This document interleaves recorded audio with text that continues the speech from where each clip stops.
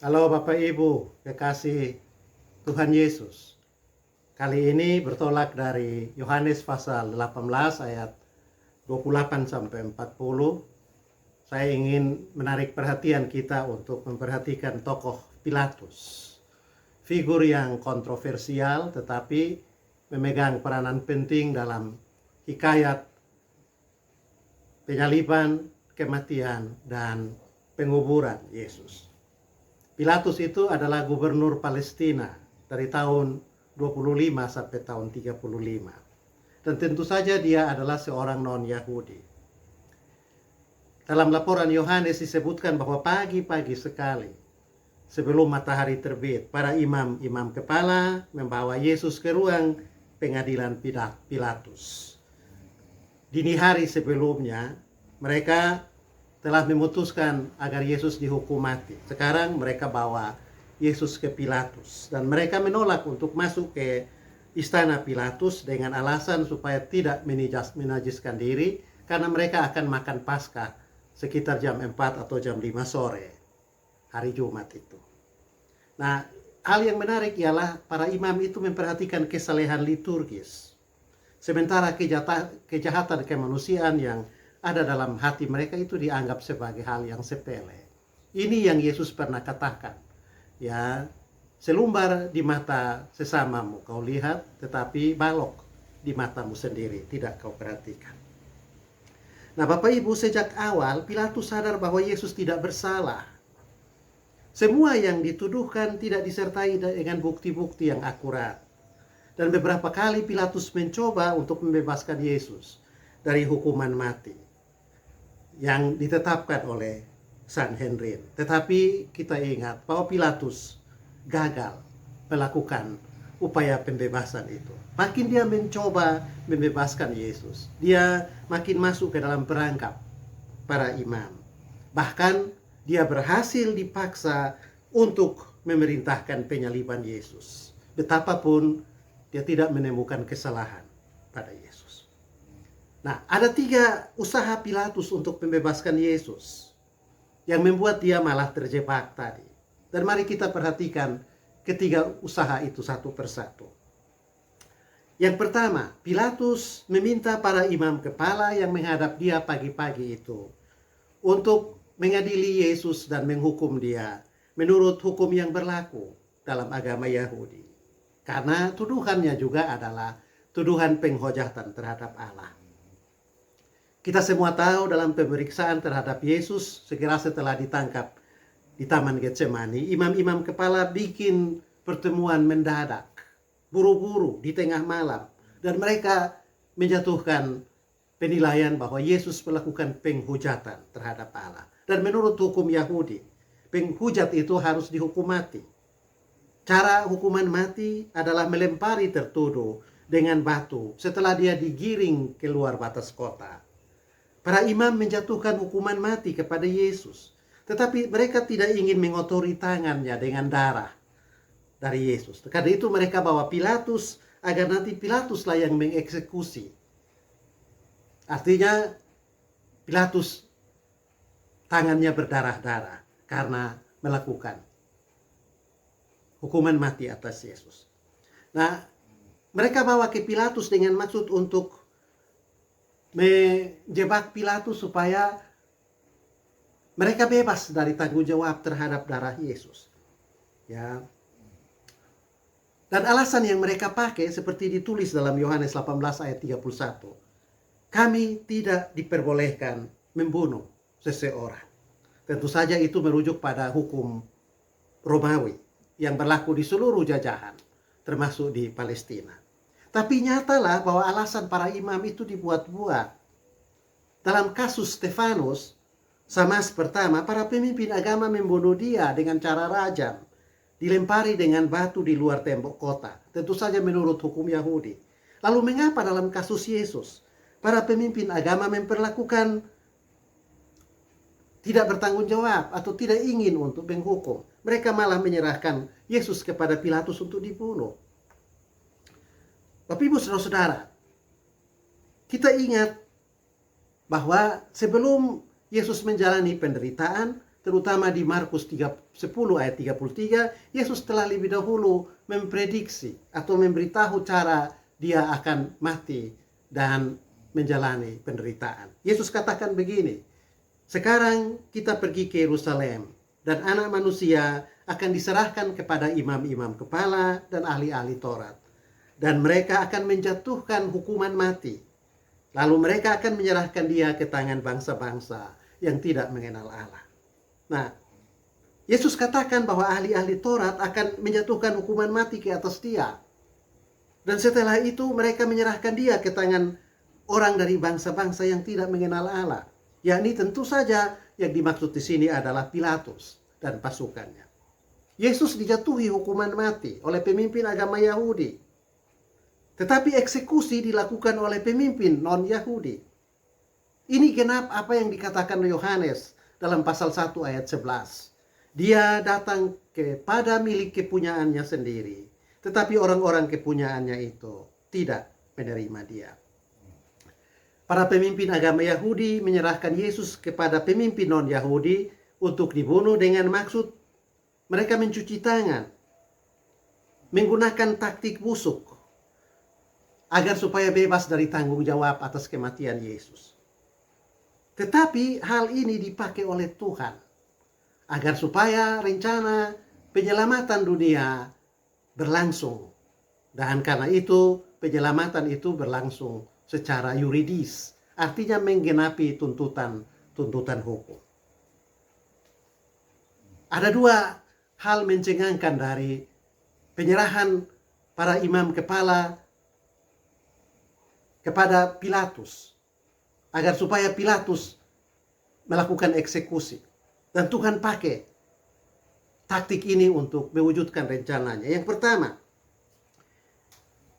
yang menolak bahkan membunuh Yesus bukan orang Yahudi saja.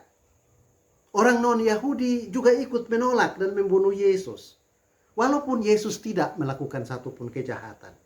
Artinya tidak ada satupun kaum di muka bumi yang bersih dan bebas dari pemberontakan melawan Allah.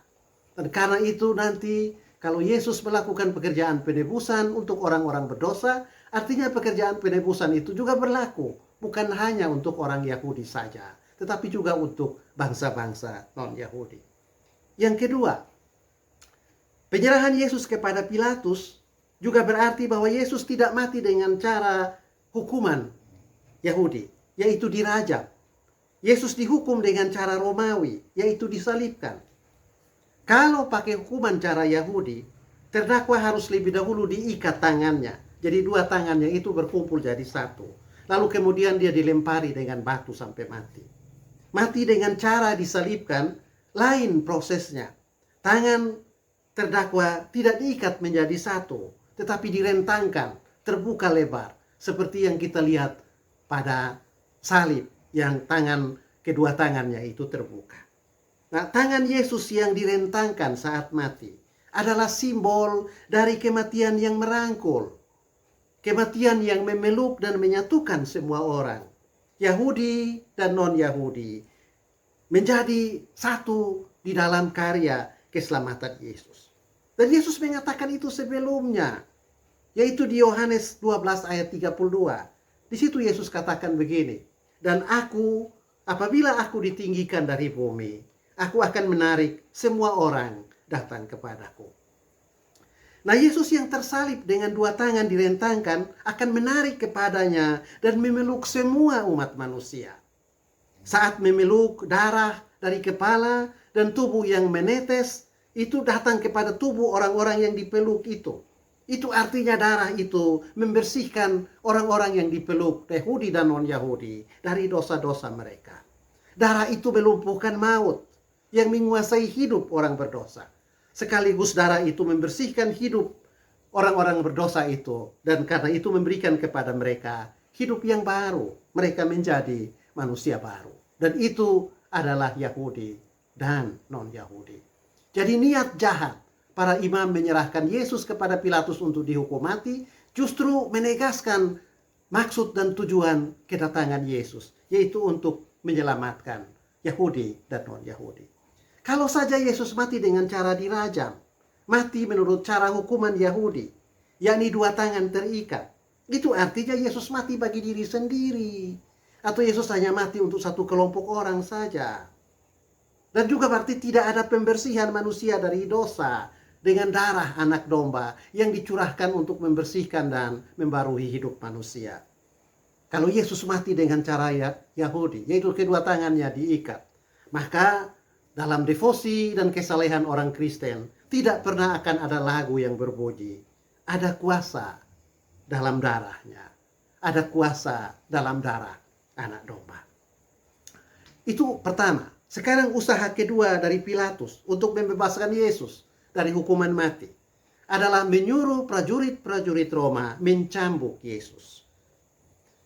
Terlebih dahulu Pilatus menginterogasi Yesus. Pilatus bertanya, "Engkau inikah raja orang Yahudi?"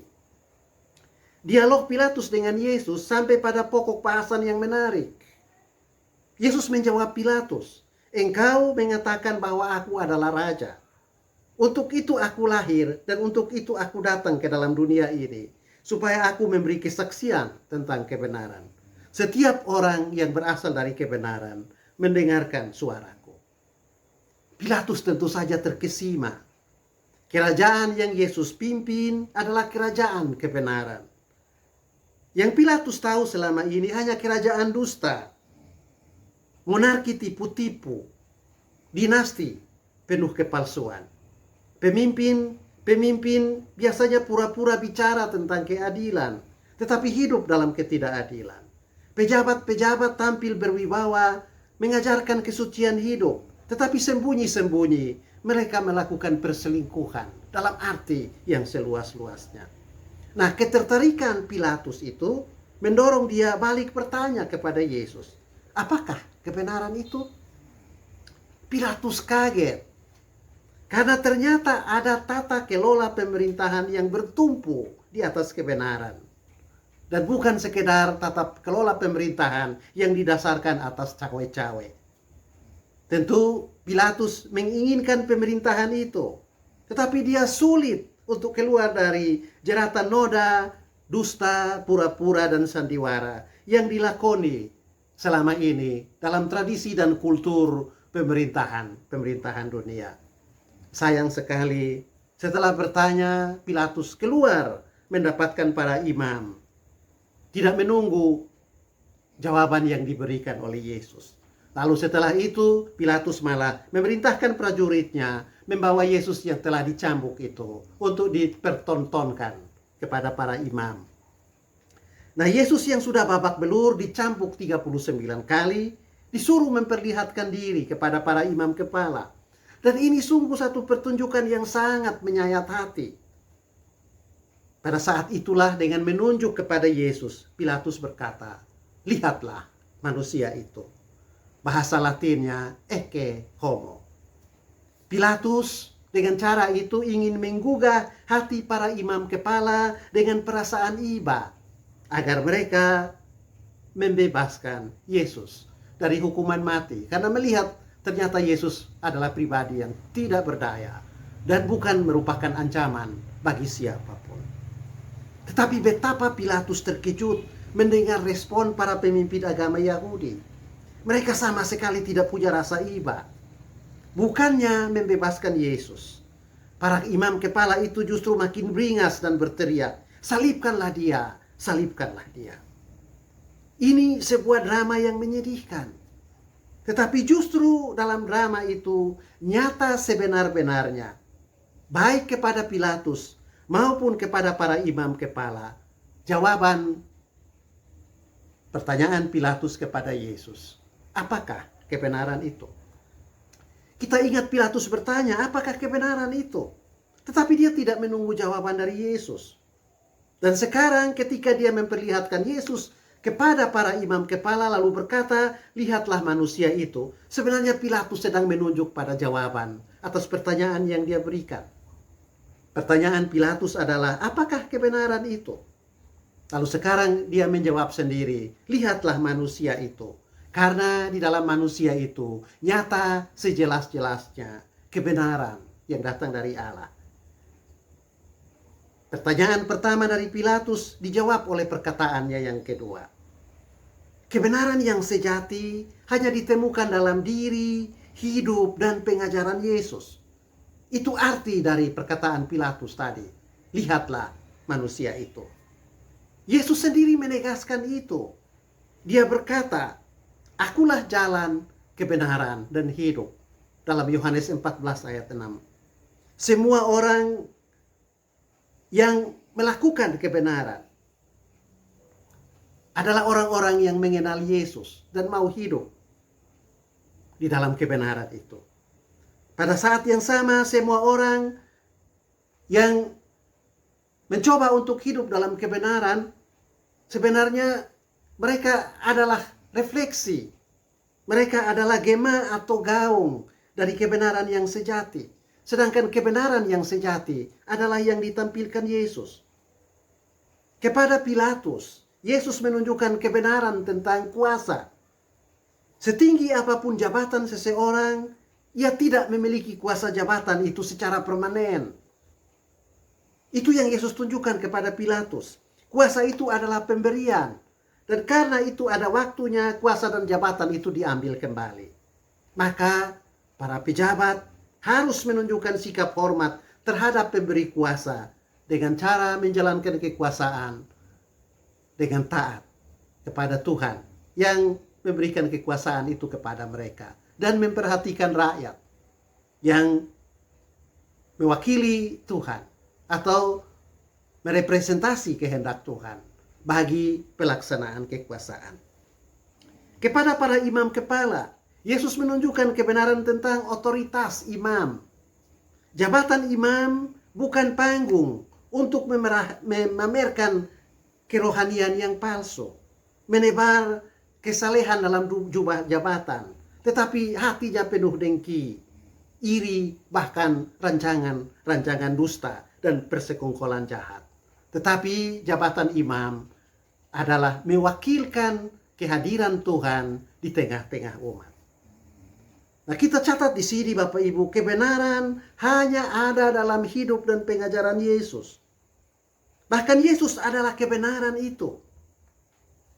Hidup yang ditampilkan Yesus adalah hidup tanpa ambisi, tetapi untuk dibaktikan bagi kemuliaan Sang Bapa dan kebaikan manusia yang adalah puncak tertinggi dari cinta kasih Allah. Kesediaan Yesus untuk menerima penghinaan, disiksa, dan dihukum mati, walau tidak melakukan kejahatan, demi memulihkan hubungan manusia dengan Allah, manusia dengan sesamanya, dan manusia dengan alam, adalah kebenaran.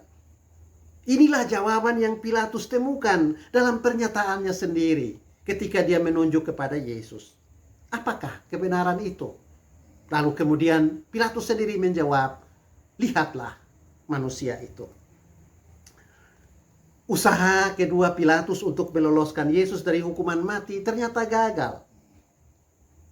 Tetapi Pilatus masih punya jurus yang ketiga.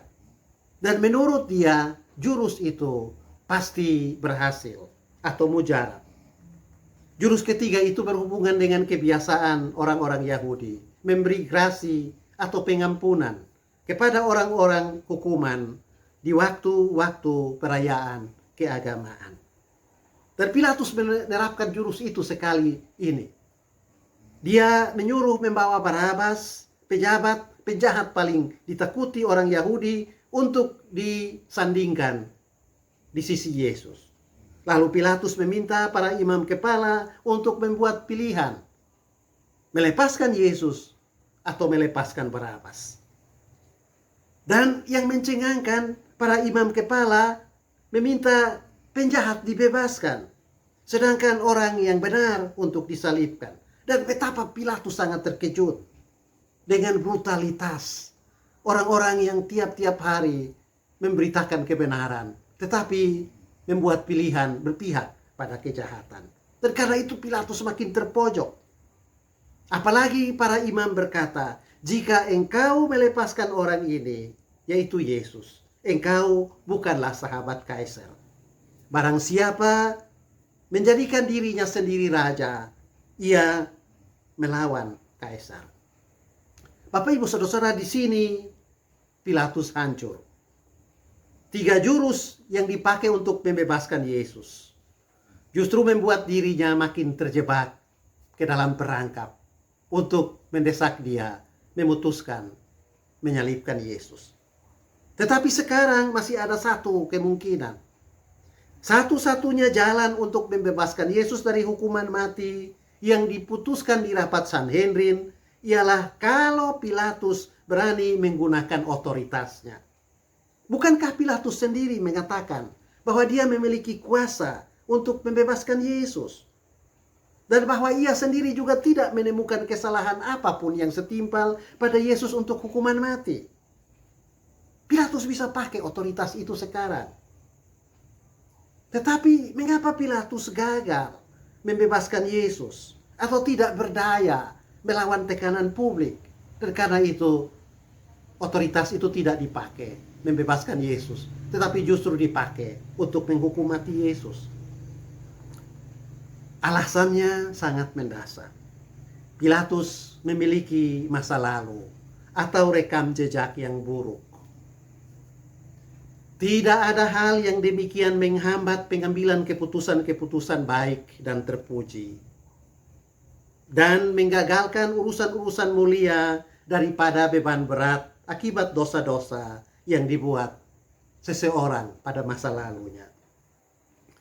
Ada banyak perbuatan-perbuatan heroik yang biasa atau bisa seseorang lakukan untuk menyelamatkan kemanusiaan atau untuk mengubah sejarah ke jalan yang benar.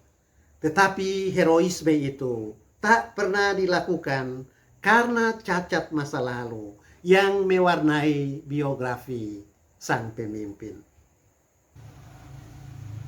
Di negara juga dalam gereja ada anggota yang tidak dapat menjadi pelopor kebaikan yang bernilai tinggi, yang memungkinkan untuk menyelamatkan satu generasi, melulu karena aib diri masa lalu anggota itu diketahui oleh orang lain.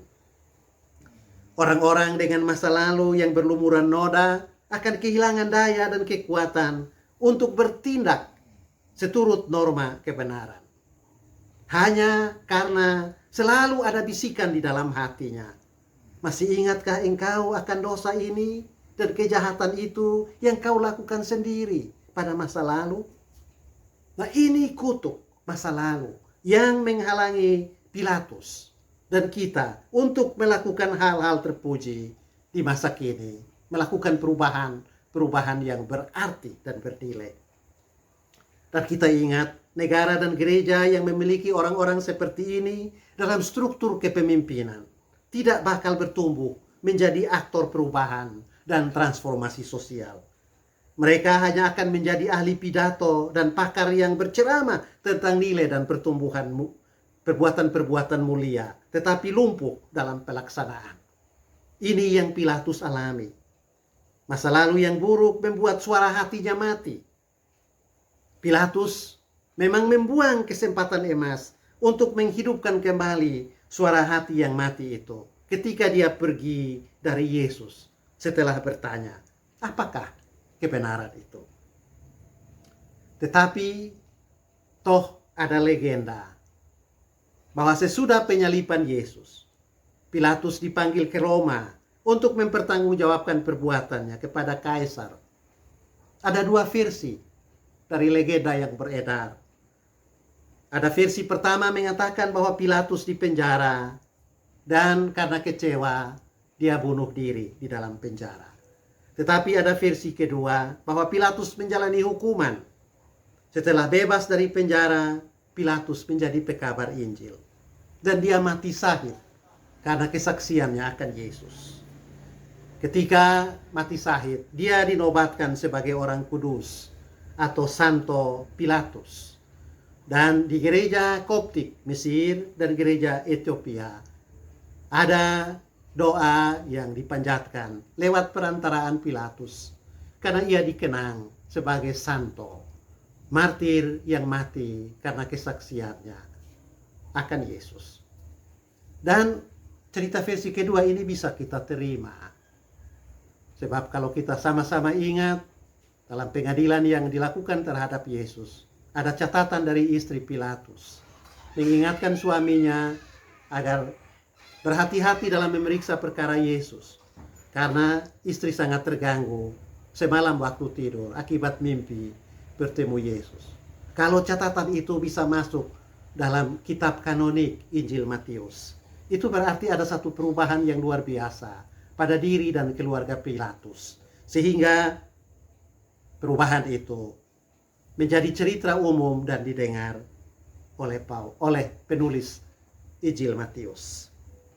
Pilatus, apapun juga perannya di dalam penyaliban, kematian, dan pemakaman Yesus, toh menjadi kesaksian bagi orang-orang percaya tentang bagaimana menjalankan kuasa, tetapi juga tentang bagaimana cara untuk membebaskan masa lalu yang buruk, yang membelenggu seseorang untuk mengambil keputusan-keputusan terpuji bagi perbaikan dan perubahan hidup bersama.